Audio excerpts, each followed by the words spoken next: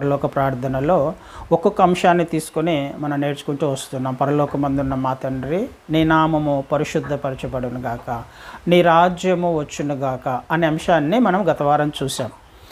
ఈరోజు తర్వాత అంశాన్ని నేర్చుకునే ప్రయత్నం చేద్దాం. పరలోక ప్రార్థనలో మత్తయి సువార్త 6వ అధ్యాయము 10వ వచనంలో నీ రాజ్యం వచ్చునుగాక, తర్వాత నీ చిత్తము పరలోకమందు నెరవేరుచున్నట్లు భూమి యందును నెరవేరును గాక.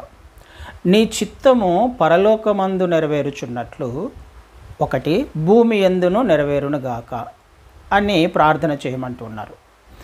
ఈ వచనాన్ని మనం 2 భాగాలుగా చేసుకునే ప్రయత్నం చేస్తే, అందులో మొదటిది నీ చిత్తము పరలోకమందు నెరవేరుచున్నట్లు అన్నది ఒక భాగమైతే, భూమి యందును కూడా నెరవేరునుగాక అన్నది 2వ భాగం.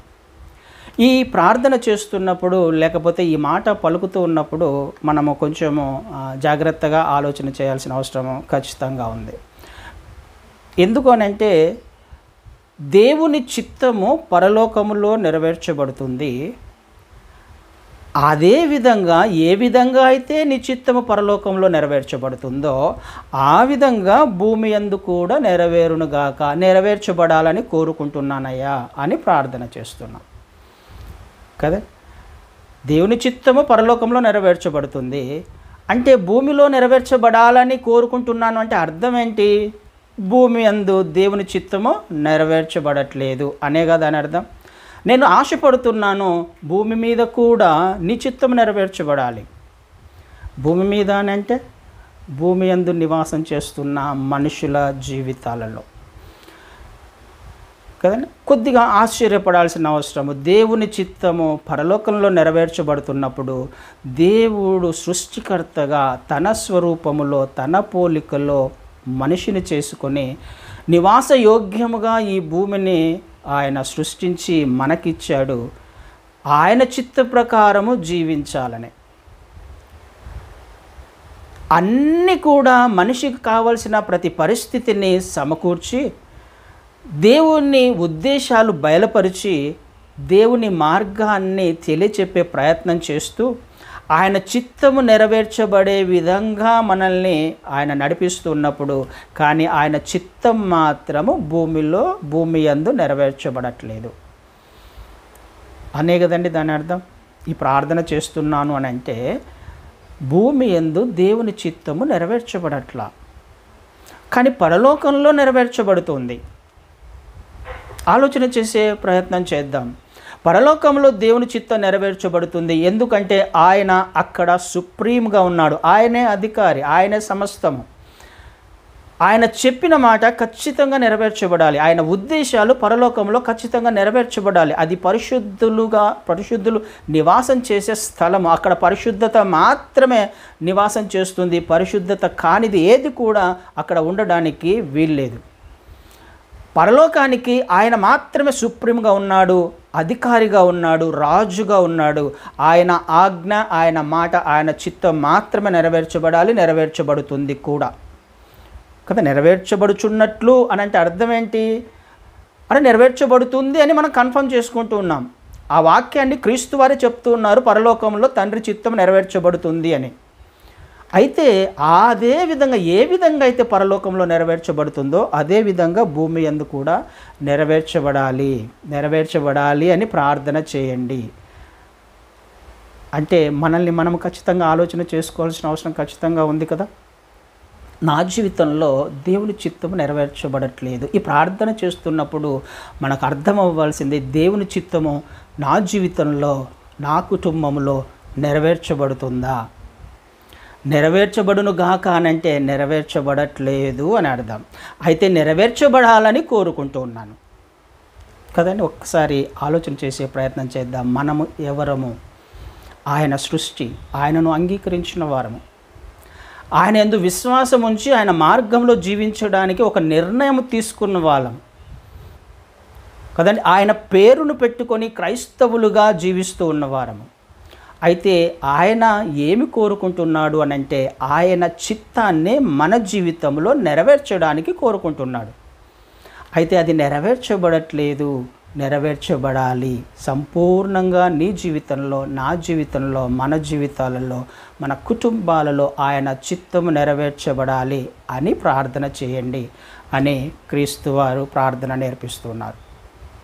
అయితే ఇక్కడ చిత్తము అనే మాటని ఒకసారి జ్ఞాపకం చేసుకుందాం, ధ్యానం చేసుకునే ప్రయత్నం చేద్దాం. నీ చిత్తము అంటే ఏంటి?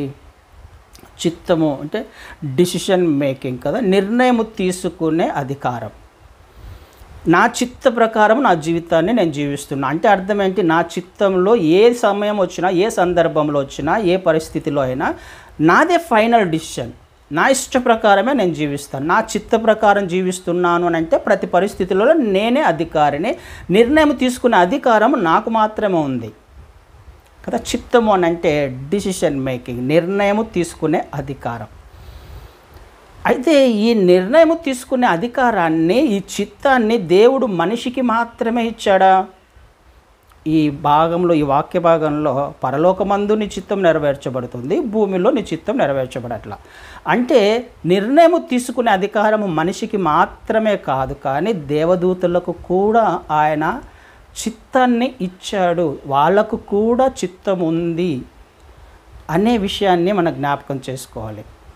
దేవుడు చెప్పింది చెప్పినట్టు చేస్తున్నారు నిజమే, కానీ చెప్పినది చెప్పకుండా చేసే అవకాశం కూడా వారికి ఉంది అని 2 పీటర్లో చూస్తాం మనం. 2 పీటర్లో పేతురు రాసిన 2వ పత్రిక 2వ అధ్యాయంలో 2వ అధ్యాయము 4-5 వచనాలు చదువుతాను. దేవదూతలు పాపము చేసినప్పుడు దేవుడు వారిని విడిచిపెట్టక పాతాళ లోకమందలి కటిక చీకటి గల బిలములోనికి త్రోసి తీర్పుకు కావలిలో ఉంచబడుటకు వారిని అప్పగించెను. మరియు ఆయన పూర్వకాలమందున్న లోకమును విడిచిపెట్టక భక్తిహీనుల సమూహము మీదకి జలప్రలయమును రప్పించినప్పుడు నీతిని ప్రకటించిన నోవహును మరి 7 కాపాడెను. 4వ వచనంలో దేవదూతలు పాపము చేసినప్పుడు అని రాయబడింది. దేవదూతలు పాపము చేసినప్పుడు అని అంటే దేవదూతలు పాపము చేయమని దేవుడు చెప్పాడా? దేవుని చిత్తమా? అది ఖచ్చితంగా కాదు. దేవుని ఉద్దేశము అది కాదు. దేవుడు పాపము చేయమని ఎప్పుడూ చెప్పలా. కానీ దేవదూతలు ఏం చేశారు? పాపం చేశారు. పాపం చేశారు అని అంటే అర్థం ఏంటి? అది వారి ప్రవర్తన అని కదా అర్థం. వారి నిర్ణయం అది, వారి చిత్తం అది. వారు అలా జీవించారు, వారు అలా నిర్ణయం తీసుకున్నారు. దేవదూతలకు కూడా చిత్తం అనేది ఒకటి ఉంది. అందుకని వ్యతిరేకమైన ఆలోచన చేశారు. దేవుని చిత్తానికి వ్యతిరేకమైన ఆలోచన చేసి పాపం చేశారు. అందుకనే వారిని దేవుడు ఏం చేశాడు? వాళ్ళను త్రోసివేశాడు. అక్కడ ఉండకుండా వాళ్ళని త్రోసివేశాడు. ఎందుకు? పరలోకంలో దేవుని చిత్తము మాత్రమే నెరవేర్చబడాలి. మరి ఎవరిది కూడా నెరవేర్చబడకూడదు. ఎవరు కూడా అక్కడ తమ ఇష్ట ప్రకారము ప్రవర్తించకూడదు. అది దేవుని ఉద్దేశం. అయితే మనిషి జీవితంలో మాత్రం ఆయన అనేకమైన అవకాశాలను ఇస్తూ వస్తున్నాడు. పరలోకంలో ఆయన నిర్ణయం వెంటనే తీసేసుకున్నాడు. అక్కడ ఎవరు కూడా ఆయన చిత్తానికి వ్యతిరేకంగా ప్రవర్తించకుండా వారిని తోసివేశాడు. కటిక చీకటిలో వారిని బంధించినట్టుగా ఆ వచనంలో చూస్తూ ఉన్నాం.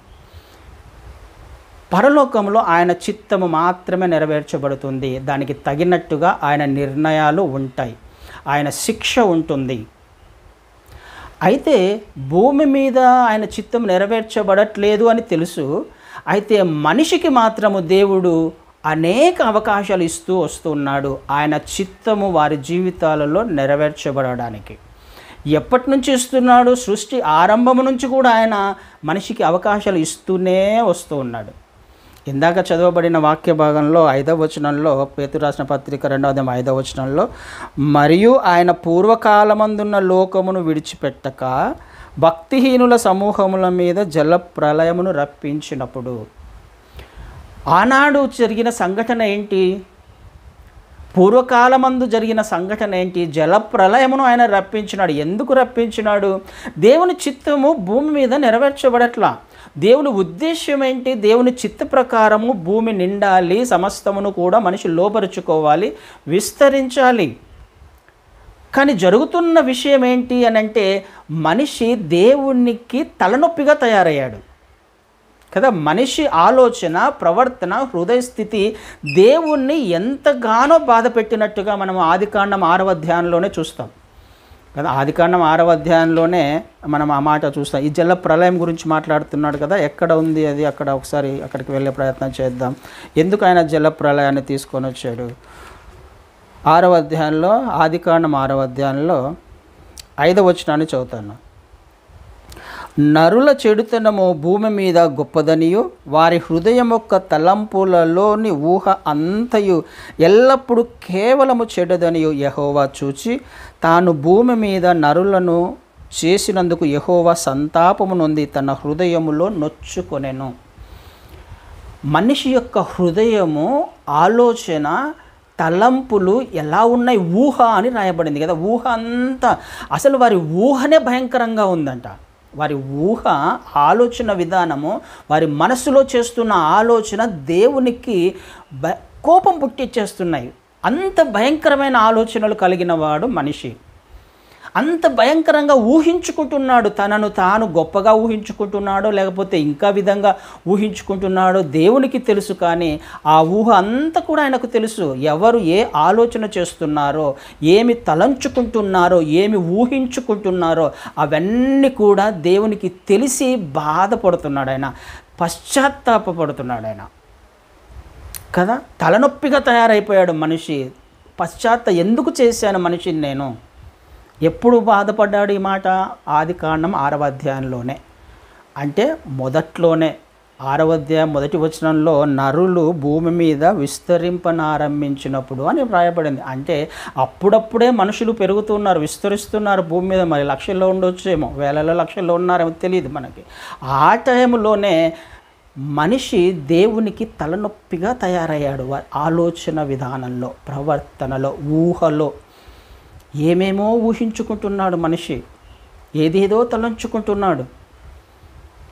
ఎందుకు చేశాను, ఎందుకు ఇలా ఆలోచించడానికా నేను మనిషిని చేసింది, ఇలా ఊహించుకోవడానికా నేను మనిషిని చేసింది, నా స్వరూపం కదా ఇది. ఆయన బాధపడుతున్నాడు. ఆయన స్వరూపాన్ని ఇచ్చాడు, ఆయన పోలికని ఇచ్చాడు మనిషికి. కానీ మనిషి చేస్తున్న ఆలోచనను బట్టి ఇది నా క్యారెక్టర్ కాదే. స్వరూపము, పోలిక అంటే ఆయన లక్షణాల చేత, ఆయన లక్షణాలు కదా. ఆయన స్వరూపము, ఆయన ఆత్మస్వరూపి, ఆ స్వరూపం మనకిచ్చాడు, ఆయన లక్షణాలను ఇచ్చాడు. కానీ ఆయన లక్షణాలు ఏవి కూడా మనిషిలో కనిపించట్లా.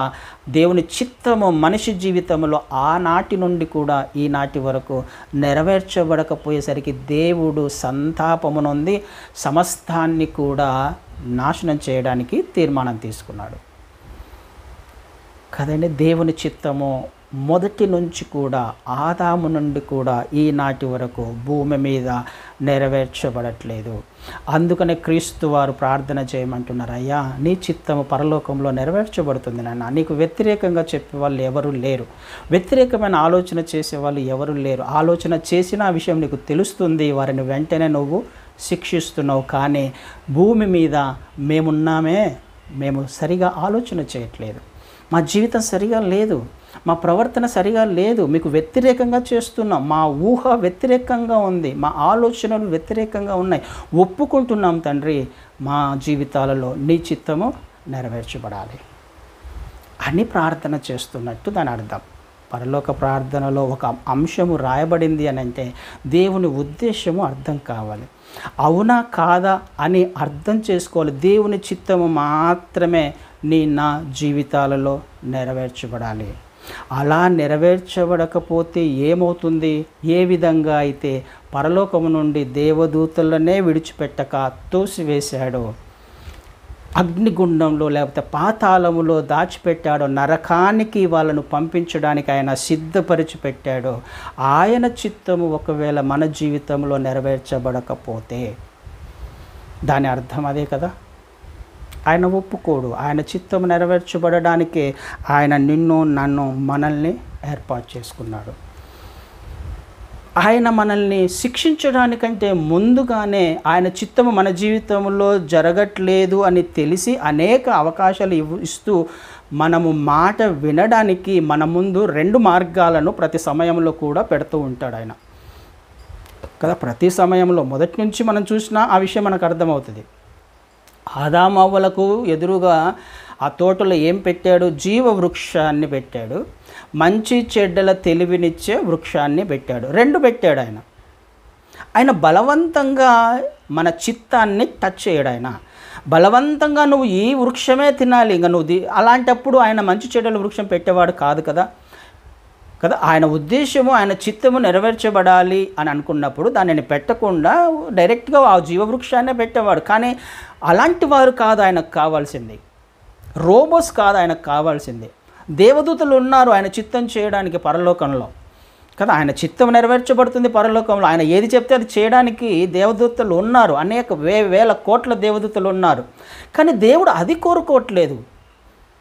తన ఇష్ట ప్రకారము ఆలోచన చేసి తండ్రి ఇష్టమేంటో తెలుసుకొని, ఆయన చిత్తమేంటో తెలుసుకొని తండ్రి చిత్త ప్రకారము జీవించే కుమారులు కుమార్తెలు కావాలి అని కోరుకుంటున్నాడు ఆయన కదండి. అది కావాలి, అది ఆశపడుతున్నాడు. ఆయనను ఆయనగా ప్రేమించే వారి కోసము ఆయన శక్తిని, ఆయన సృష్టిని, ఆయన అధికారాన్ని, ఆయన సార్వభౌమాధికారాన్ని, ఆయన ప్రేమను ఆయనను ఆయనగా చూసి, ఆయనను ఆయనగా తెలుసుకొని గ్రహించి ఆయన చిత్త ప్రకారము జీవించే కుమారులు కుమార్తెలు కావాలి. అందుకోసమే ఆయన ఎదురు చూస్తున్నాడు. అలాంటి వారి కోసము ఆయన ఎదురు చూస్తున్నాడు. అందుకే ప్రతి సమయంలో 2 మార్గాలు నీ ముందు నా ముందు ఉంటాయి. ఆదాము అవ్వలను కూడా అదే పరీక్షించాడు. వాళ్ళ చిత్తం చేసుకోవడానికి ప్రయత్నం చేస్తున్నారా, నా చిత్తం చేస్తారా? 2 పెట్టాడు. 2 పెట్టి ఒక విషయం అయితే చెప్పాడు, ఒకవేళ ఈ చెట్టు ఫలము తింటే ఖచ్చితంగా మరణిస్తావు, చచ్చెదరు అని చెప్పాడు కదండి. దేవుని చిత్తం బయలుపరచబడింది, దేవుని చిత్తము బయలుపరచబడింది. అయినప్పటికీ వాళ్ళు చేసిన తప్పేంటి? దేవుని చిత్తానికి వ్యతిరేకంగా. ఇది మనం ఆలోచించాలి. ఈ ప్రార్థనను దేవుడు ఎందుకు నేర్పించారు? క్రీస్తు వారు మొదటి నుంచి కూడా దేవుని చిత్తము మనిషి జీవితంలో నెరవేర్చబడట్లేదు. ఏ మనిషి కూడా అతీతుడు కాదు, దానికి ఏ వ్యక్తి కూడా అతీతుడు కాదు. ఎందుకు? పుట్టుకతోనే మన స్వభావము, అడామిక్ నేచర్ ఉంది మనలో, ఆదాము స్వభావం ఉంది మనలో, వ్యతిరేకంగా జీవించే, దేవునికి వ్యతిరేకంగా జీవించే స్వభావం ఉంది మనలో, మనిషిలో కదండి. ఆ విషయాన్ని మనం ద్వితీయోపదేశ కాండంలో కూడా చూస్తాం. ద్వితీయోపదేశ కాండం 30 అధ్యాయంలో 30 అధ్యాయము 19 వచనాన్ని చదువుతాను.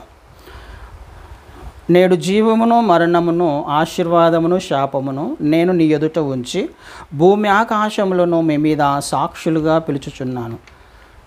ఏమేం పెడుతున్నాడు ఆయన మన ముందర? జీవాన్ని, మరణాన్ని, శాపాన్ని, ఆశీర్వాదాన్ని కదా. 2 మార్గాలు పెడుతున్నాడు. అయితే నువ్వు ఏది కోరుకుంటున్నావు? బలవంతంగా ఆయన జీవాన్ని కానీ చెప్తాడు, జీవాన్ని కోరుకోవాలని నేను ఇష్టపడుతున్నా అంటాడు. కిందికి వచ్చినప్పుడు 20వ వచనంలో, నీ పితరులైన అబ్రహాము, ఇస్సాకు, యాకోబులకు ఆయన ప్రమాణం చేసిన దేశంలో మీరు నివసించినట్లు యెహోవాయే నీ ప్రాణమునకును నీ దీర్ఘాయుష్కును మూలమై ఉన్నాడు. కాబట్టి నీవును నీ సంతానమును బ్రతుకుచు నీ ప్రాణమునకు మూలమైన నీ దేవుడైన యెహోవాను ప్రేమించి ఆయన వాక్యమును విని ఆయనను హత్తుకొనున్నట్లు జీవమును కోరుకొనుడి. జీవాన్ని కోరుకోవాలని ఆయన ఇష్టపడుతున్నాడు. 2 మార్గాలు పెట్టాడు. జీవము, మరణము 2 పెట్టాడు. శాపము, ఆశీర్వాదము 2 పెట్టాడు. అయితే ఏం కోరుకుంటున్నాను నేను? నీ పట్ల నా చిత్తం ఏంటి అని దేవుడు బయలుపరుస్తున్నాడు. దేవుని చిత్తం ఒకటి పరలోకంలో ఉంది, ఆయన చిత్తము పరలోకంలో నెరవేర్చుకుంటున్నాడు. అయితే మనిషిని సృష్టించిన తర్వాత మనిషి జీవితంలో దేవుని చిత్తం ఒకటి ఉంది కదండి. మనిషి పట్ల దేవునికి ఒక చిత్తం ఉంది. ఇలా ఉంటే బాగుంటుంది అన్నది దేవుని చిత్తం. ఏమని? జీవాన్ని కోరుకుంటే నువ్వు బ్రతుకున్నట్లు, నీ దేవుడైన యెహోవా నీకు దేవుడుగా ఉంటే నీకు క్షేమము, నీకు ఆరోగ్యము, నీకు సమాధానము, నీకు మేలు కలుగుతుంది. నువ్వు జీవాన్ని కోరుకున్నట్లయితే నిత్య రాజ్యములో ఉండే అవకాశం ఉంది అని దేవుడు ముందుగా బయలుపరుస్తున్నాడు. ఆదాము అవ్వలకు బయలుపరిచాడు. జీవవృక్ష ఫలము తినొద్దు అని చెప్పలే, అన్ని చెట్ల ఫలాలు తినొచ్చు, కానీ ఇదొక్క చెట్టు ఫలం తినకూడదు. దానిని తప్ప అన్ని తినొచ్చు అంటే అర్థమైంది, జీవవృక్ష ఫలం కూడా అందులో ఉందనేగా అర్థం. కానీ ఏదైతే దేవుడు కాదన్నాడో అదే చేశారు. దేవుడు కూడా ఇప్పుడు కూడా మన ముందు 2 మార్గాలు పెడుతున్నారు. ఏది నీకు క్షేమమో దేవునికి తెలుసు, ఏది మంచిదో దేవునికి ఖచ్చితంగా తెలుసు. ఏది మంచిది, దేవుని చిత్తం మంచిది. మన జీవితంలో జీవమును కోరుకోవడము మంచిది. అయితే నీ ఇష్టం, నా ఇష్టం, మన ఇష్టం. చేయడము చేయకపోవడము మన చేతుల్లో ఉంది. ప్రవర్తించడము ప్రవర్తించకపోవడము మన చేతుల్లో ఉంది. ఆలోచన చేసే ప్రయత్నం చేద్దాం. ఈ ప్రార్థన క్రీస్తు వారు ఎందుకు నేర్పిస్తున్నారు? దేవుని చిత్తము నిజంగానే నీ జీవితంలో, నా జీవితంలో నెరవేర్చబడుతుందా? వ్యక్తిగతంగా ఎవరంతకు వారు ప్రశ్నించుకోవాల్సిన అవసరం ఉంది. అందుకనే ప్రార్థన చేయమంటున్నాడు. ప్రతి సమయంలో, ప్రతి సందర్భంలో ఈ ప్రార్థన చేసుకోవచ్చు. చేసుకుంటున్నాము అని అంటే అందులో ఉన్న అర్థాన్ని తీసుకోవలసిన అవసరము ఖచ్చితంగా ఉంది. అందుకనే ఆయన నేర్పిస్తున్నాడు ఈ ప్రార్థనను, మనల్ని సంపూర్ణంగా ఆయన స్వరూపంలోకి మార్చుకోవడానికి. ప్రార్థన, పరలోక ప్రార్థన మనల్ని మార్చే ప్రార్థన, మన క్యారెక్టర్ని మార్చే ప్రార్థన, మన స్వభావాన్ని, ఆలోచన విధానాన్ని మార్చే ప్రార్థన. అది అర్థమైతే అమ్మో దేవుని చిత్తం నెరవేర్చబడకపోతే ఏమైపోతుంది, మన జీవితంలో నెరవేర్చబడకపోతే ఏమవుతుంది? ఏం జరిగింది ఆదామవ్వల జీవితంలో? ఏం జరిగింది నోవహు దినాలలో? దాదాపు 120 సంవత్సరాలు నోవహు ప్రకటిస్తూ వస్తున్నాడు ఓడ తయారు చేసేంత వరకు. నోవహు ఒక్కడే నీతిమంతునిగా, దేవుని చిత్తం చేసిన వాడుగా ఉన్నట్టుగా మనం చూస్తాం. ఆయన ఒక్కడు ఒకవేళ లేకపోతే, కనిపించకపోయి ఉన్నట్టే దేవుని చిత్త ప్రకారము జీవించకపోయి ఉన్నట్లయితే ఏమైపోయేదో మరి. ఈ సృష్టి అప్పుడు పరిస్థితులు ఎలా ఉండేవో, ఎవరు ఉండేవాళ్ళం కాదేమో, ఇంకొక రకంగా ఆయన ఆలోచన చేసి ఉండేవాడేమో సృష్టిని. కానీ నోవహును బట్టి తన కుటుంబము రక్షించుకున్నాడు. ఆయన దేవుని చిత్తాన్ని చేయడమును బట్టి తన కుటుంబాన్ని రక్షించుకున్నాడు. తర్వాత తరము బయటికి రావడానికి, తర్వాత సృష్టి అంతా కూడా బయటికి రావడానికి నోవహుకు కారణమయ్యాడు కదండి. ఆలోచన చేద్దాం. దేవుని చిత్తము మన జీవితంలో నెరవేర్చబడాలి. నెరవేర్చబడుతున్నప్పుడు మనకు క్షేమము, మన కుటుంబాలకు క్షేమము. కానీ ఆయన మన జీవితంలో మన చిత్తాన్ని నెరవేర్చుకోవడానికే ప్రయత్నం చేస్తూ ఉంటాం, కంఫర్టబుల్గా ఉండడానికి. ఎందుకు? ఒకరు మన మీద అధికారం చెలాయించడానికి, ఒక రూల్స్ అండ్ రెగ్యులేషన్స్ ఫాలో అవ్వడానికి, ఒక మార్గము, కొన్ని ఆజ్ఞలను పాటించుకుంటూ వెళ్ళడానికి. ఏదో మనల్ని రిస్ట్రిక్ట్ చేయకూడదు, మనల్ని బంధించకూడదు, ఎవరు మనకు ఏది చెప్పకూడదు. ఇలా ఉండాలి, అలా ఉండాలని చెప్పకూడదు. అలా చెప్పితే ఎదుటి వారి మీద మనం ఆలోచన చేస్తాం. అలాంటి వారు ఇలా మాకు చెప్తావా, మాకు చెప్పేవారమా? కాదు. అందుకోసం కాదు దేవుని ఆజ్ఞలు ఉండేది కదండి. మన కొరకు, నా జీవితంలో నెరవేర్చబడాలి, నా జీవితంలో, నా కుటుంబంలో దేవుని చిత్తం నెరవేర్చబడాలి. అందుకొరకు దేవుడు చెప్పే ప్రయత్నం చేస్తూ ఉంటాడు. మనల్ని కంట్రోల్ చేస్తున్నాడు అని అంటే సరైన మార్గంలో నడిపించే ప్రయత్నం చేస్తున్నాడు అని అర్థం కదా. సరైన మార్గంలో నడిపించుకుంటూ ఆయన మనల్ని నిత్యత్వానికి తీసుకువెళ్ళే ప్రయత్నం చేస్తున్నాడు. క్రీస్తు వారు ఎందుకు ఈ లోకంలోకి వచ్చారు? మొదటి కారణం ఇదే కదా. దేవుని చిత్తము నెరవేర్చడానికి భూమి మీద మనిషి జీవితంలో ఏ విధంగా అయితే దేవుని చిత్తం నెరవేర్చబడట్లేదో పరలోకంలో నెరవేర్చబడుతుందో, ఆ పరలోకంలో నెరవేర్చబడుతున్న దేవుని చిత్తాన్ని భూమి మీదకి వచ్చి మనిషి జీవితంలో కూడా నెరవేర్చబడాలి అని ఆయన దేవుని చిత్తానికి తలొగ్గి తనను తాను తగ్గించుకొని మహిమను, ఘనతను విడిచిపెట్టి దేవునితో సమానముగా ఉండే భాగ్యాన్ని విడిచిపెట్టి దేవుని చిత్తము చేయడానికి అక్కడ చేశాడు. భూమి మీదకి వచ్చి ఆయన నివసించి విధేయతను నేర్చుకున్నాడు, దేవుని చిత్తానికి తలొగ్గాడు. ప్రతి సందర్భంలో కూడా ఆయన దేవుని చిత్తానికి తలొగ్గి జీవించినట్టుగా మనం చూస్తూ ఉన్నాం కదండి. ఒకవేళ ఆదాము అవ్వలు దేవుని చిత్తాన్ని చేసుకుంటూ దేవుడు చెప్పినది చెప్పినట్టుగా చేసుకుంటూ వెళ్ళారనుకుందాం. పండు తినొద్దు అని అంటే పండు తినలేదనుకుందాం, ఏమయ్యేది పరిస్థితి? దేవుని చిత్త ప్రకారం జీవిస్తూ ఉన్నప్పుడు ఏమయ్యేది? క్రీస్తు వారు వచ్చేవారా? ఖచ్చితంగా వచ్చేవారు కాదు కదండి. పరిస్థితి వేరే విధంగా ఉండేది. అప్పుడు ఎందుకు వచ్చారు మరి క్రీస్తు వారు అని అంటే విధేయతను నేర్పించడానికి. దేవుని చిత్తము చేయడం వలన నా జీవితంలో ఏమి మేలులు పొందుకుంటామో, ఏ విధంగా మనం హెచ్చించబడతామో, ఏ విధంగా దేవుడు మనల్ని ఘనపరచడానికి ఇష్టపడుతున్నాడో ఆయన నేర్పించడానికి కదండి. ప్రతి విషయంలో కూడా ఒక మాట మనం చదువుకొని ముందుకెళ్ళే ప్రయత్నం చేద్దాం. మత్తయి సువార్తలో 26వ అధ్యాయము మనకు తెలిసిన విషయమే. మత్తయి సువార్త 26వ అధ్యాయము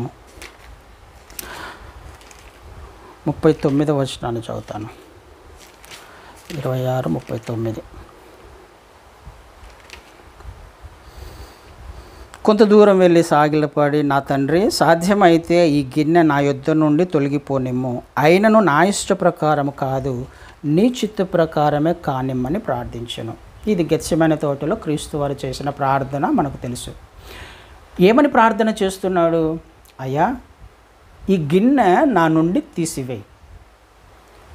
ఏమని? ఈ గిన్నె నా నుండి తొలగిపోనేమో, కానీ నా చిత్తం కాదు, కానీ నీ చిత్తమే జరగాలి. క్రీస్తు వారికి ఒక చిత్తం ఉంది, కానీ నీ చిత్తమే జరగాలి అని అంటే తండ్రికి ఒక చిత్తం ఉంది. క్రీస్తు వారు ఒకటి అనుకుంటున్నారు, కానీ తండ్రి ఒకటి అనుకుంటున్నారు. క్రీస్తు వారు ఏమనుకుంటున్నారు? ఈ గిన్నె నా నుండి తీసివేయి, ఈ శ్రమలు, ఈ శిలువ మరణము నా నుండి తీసివేయి, కానీ నీ చిత్తమే జరగాలి. చూసారు, ఆలోచన చేద్దాం. మనిషికి లేకపోతే క్రీస్తు వారైనా కానీ, దేవదూతలకైనా కానీ, ఎవరికైనా ఒక చిత్తం అనేది ఉంటుంది కదా. వారి నిర్ణయాలు వారు తీసుకునే అధికారం ఉంది, క్రీస్తు వారికి ఉంది. ఆ గిన్నెను తీసివేసి ఆ గిన్నె పక్కకు తీసేయ్యా అని ప్రార్థన చేసే అధికారం ఉంది కాబట్టి ప్రార్థన చేశాడు. తన శరీరంలో ఉన్నాడు కాబట్టి దానికి భయపడి ప్రార్థన చేశాడేమో అని అనుకుంటారు చాలామంది, కానీ ఆ ఉద్దేశం అది కాదు. క్రీస్తు వారు తనను తాను తగ్గించుకొని దేవుని చిత్తం నెరవేర్చడానికి ఆయనంతకు ఆయన ఈ లోకంలోకి వచ్చాడు, దాసుని స్వరూపం ధరించుకోవడానికి కూడా. అన్నీ తెలిసే వచ్చాడు. శిలువ మరణం పొందాలన్న విషయం ఆయనకు తెలుసు. ఎంత భయంకరంగా ఉంటుందో అన్ని మరణించడం అనేది, ఆ శిలువ మరణం అనేది ఆయనకు తెలుసు, తెలిసి వచ్చాడు.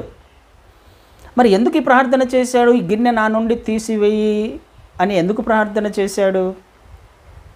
నిత్యత్వంలో క్రీస్తు వారు అంటే ఎటర్నల్లో క్రీస్తు వారు దేవునితో ఉన్న సంబంధము నాయందు నీవును నీయందు నేనును ఉన్నలాగునా అనే మాట చూస్తాం మనం యోహాను సువార్తలో.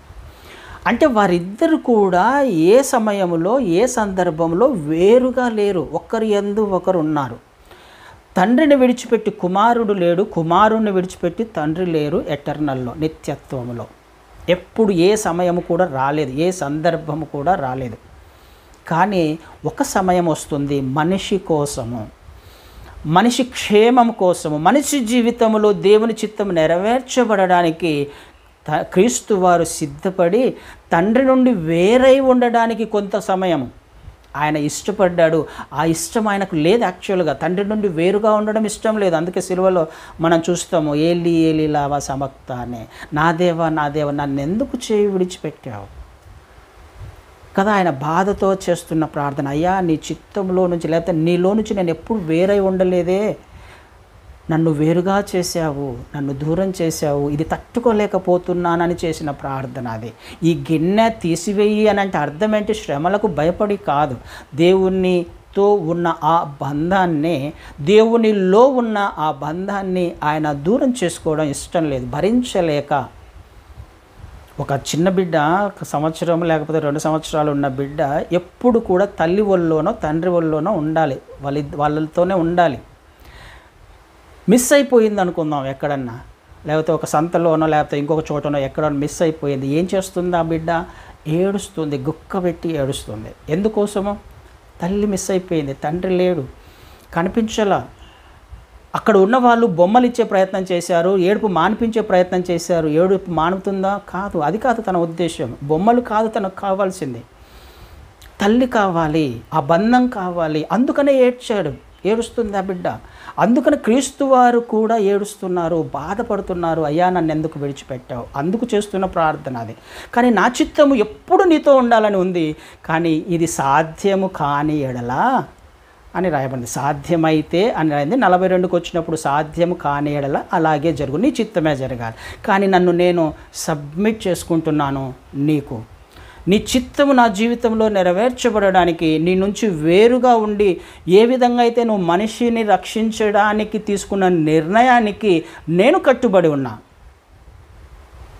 కదండి. దేవుని యొక్క, క్రీస్తు వారి యొక్క నిర్ణయము ఎంత అద్భుతమైనది. దేవునితో వేరుగా ఉండడానికి, తండ్రిని విడిచిపెట్టి కొద్దిగా సమయం ఉండడానికి, ఆ శ్రమను భరించడానికి, సహించడానికి, మానవాళి పాపాన్నంతటిని మీద వేసుకోవడానికి ఆయన దేవుని చిత్తాన్ని, తండ్రి చిత్తాన్ని నెరవేర్చాడు. ఏమయ్యింది తర్వాత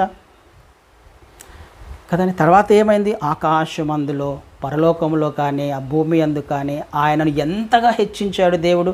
అన్ని నామముల కంటే ఉన్నతమైన నామం. ప్రతి మోకాలు కూడా ఆయన నామంలో వంగాల్సిందే, ప్రతి నాలుక ఆయనను ఒప్పుకోవాల్సిందే. ఎప్పుడు?